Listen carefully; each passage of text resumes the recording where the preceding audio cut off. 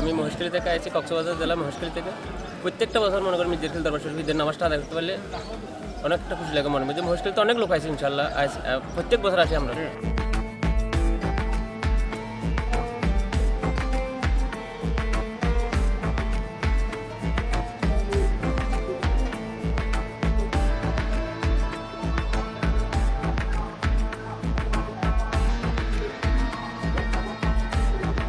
আমি প্রত্যেক বছর মানে টেন্নাপ থেকে কক্সবাজার সাইড টেন্নাপ থেকে আসি ঈদের নামাজ পড়ার জন্য।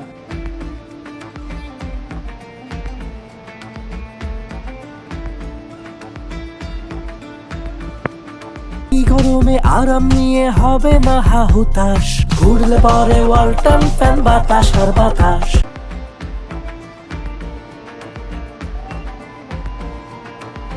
আমি নোয়াখালীর হাতিয়া থেকে এখানে ঈদের নামাজ আদায় করার জন্য আসছি। আমি না শুধু আমাদের হাতিয়া থেকে আরও অনেকে পীর ভাইরা আসছে, সবাই মিলে আমরা এখানে ঈদের নামাজ আদায় করি।